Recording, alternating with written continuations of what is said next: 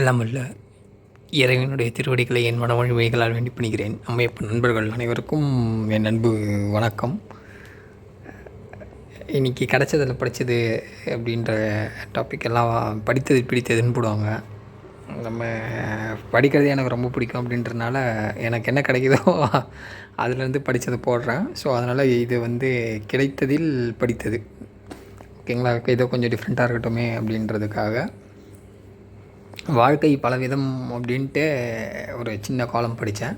So அதில் இருக்க விஷயந்தான் உங்களுக்கு ஷேர் பண்ண போகிறேன். ஒருத்தவங்க பஸ்ஸில் ட்ராவல் பண்ணிகிட்டே இருக்காங்க, ஒரு ஊர்லேருந்து இன்னொரு ஊருக்கு. ஸோ அப்படி ட்ராவல் பண்ணிகிட்டே இருக்கும்போது அவங்கள அறியாமையே அசந்து தூங்கிடுறாங்க. அப்போ திடீர்னு எழுந்து பார்க்குறாங்க, அவங்க வர ஊர் வந்துச்சா அப்படின்னு சொல்லிட்டு இல்லை அப்படின்றது அவங்களுக்கு தெரியுது. அப்போ என்ன பண்ணுறாங்க அப்படின்னா, பக்கத்தில் உட்காந்துட்ருக்கிறவர் எதாச்சியாக தற்செயலாக பார்க்குறாங்க. அவர் ஒரு நோட்டு, ஒரு பேப்பர், பென் எடுத்து ஒரு குறிப்பு எழுதுகிற மாதிரி நீ டேட்டு, இந்த டைமு அதெல்லாம் போட்டு 7834 அப்படின்னு போட்டு நல்லது செஞ்சுருக்கேன் இந்த வருஷத்தில் அப்படின்னு போட்டு எழுதுகிறாரு. அவர் பக்கத்தில் இருந்தவருக்கு ஒன்றும் புரியல. சரி, ஓகே, இவர் என்ன தான் பண்ணுறாருன்னு பார்ப்போம் அப்படின்ட்டு கொஞ்ச நேரம் முடிச்சுட்டுருக்காரு. முடிச்சுட்டுருக்கும்போது அவர் என்ன பண்ணுறாரு, பக்கத்தில் இன்னொருத்தர் கேட்குறாரு, இந்த ஊருக்கு போகணுன்னா நான் இங்கே இறங்கணுமா இல்லை இன்னும் அந்த ஸ்டாப்பிங் வர வேண்டியது இருக்கா அப்படின்னு சொல்லிட்டு. அதுக்கு அவர் இல்லை, இன்னும் 2-3 ஸ்டாப்பிங் வர வேண்டியது இருக்குது அப்படின்னு சொல்லிட்டு அடுத்த நம்பரை போட்டு எழுதுறாரு. 8735 நல்லது அப்படின்னு சொல்லிட்டு.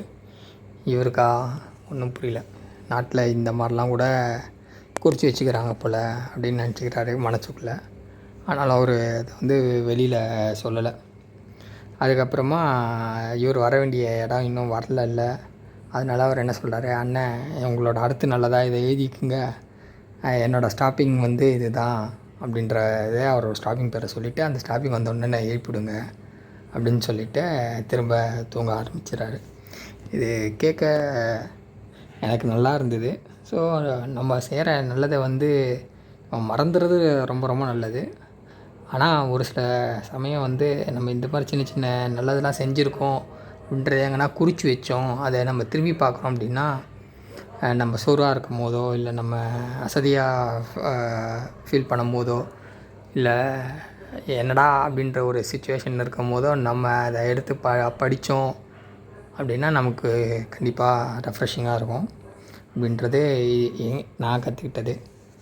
இப்போலாம் எழுதுகிற பழக்கமே போயிடுச்சு ஆல்மோஸ்ட் எல்லாருக்கும். இதுக்கு முன்னாடிலாம் இந்த டைரி எழுதுகிற பழக்கம் அப்படின்றது இருக்கும். நமக்கு தோன்றதாக இருக்கட்டும், நமக்கு அன்றைக்கி நடந்த நிகழ்வாக இருக்கட்டும், இதெல்லாம்.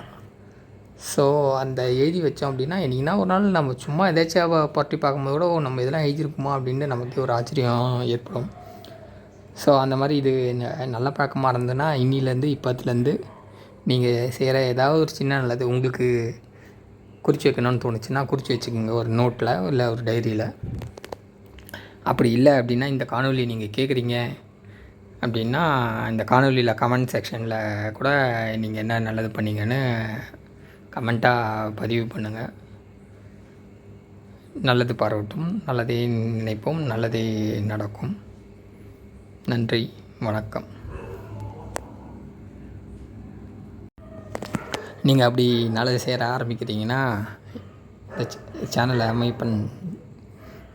இந்த சேனலை சப்ஸ்கிரைப் பண்ணுங்கள், அது ஒரு நல்லதாக இருக்கும். அடுத்தது நோட்டிஃபிகேஷன் பட்டன் கிளிக் பண்ணுங்கள், 2வது நல்லதாக இருக்கும்.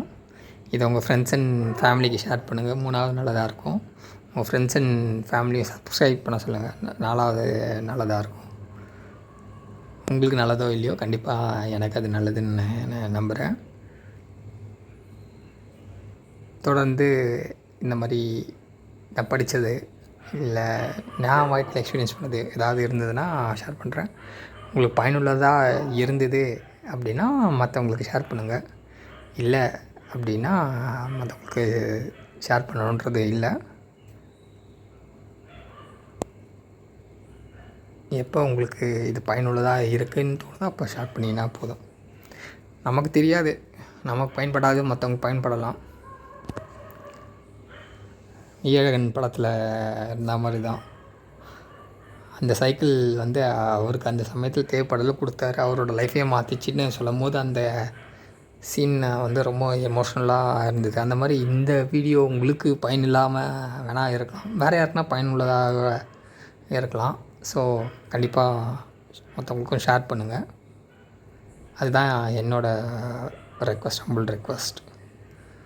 கிட்டத்தட்ட 50 சப்ஸ்கிரைபர்ஸ் வந்துட்டாங்க. நான் இந்த சேனல் ஆரம்பித்து ஆல்மோஸ்ட் பல வருஷம் ஆகுது. என்னால் கண்டினியூஸாக வீடியோஸ் போட முடியல. சின்ன சின்ன தடங்கள், இல்லை என்னோடய இயலாமைன்னு சொல்லலாம், இல்லை முயற்சியின்மைன்னு சொல்லலாம், இல்லை சோம்பேறித்தனம் கூட சொல்லலாம். ஒன்றும் தப்பு கிடையாது. ஸோ இப்போ தான் திரும்ப போடணுன்ற ஒரு எண்ணம் வந்ததுனால போட்டுட்ருக்கேன். கண்டிப்பாக கூடிய விரைவில் ஏதாவது ஒரு நல்ல புத்தகத்தை படிச்சுட்டு மீண்டும் அதில் இருக்க கருத்துக்களை பதிவிடுறேன். இதுக்கு முன்னாடி நான் பதிவு பண்ணதே கிட்டத்தட்ட ஒரு 300 வீடியோ கிட்ட இருக்குது. நீங்கள் அதெல்லாம் கேட்கலாம், ஷேர் பண்ணலாம், லைக் பண்ணலாம், கமெண்ட் பண்ணலாம். அதுலேயும் எல்லாம் என்னோடய ப்ளேலிஸ்ட்டில் இருக்கும். கிட்டத்தட்ட ஒரு 3 புக்கு நான் கம்ப்ளீட்டாக முடிச்சிருக்கேன்.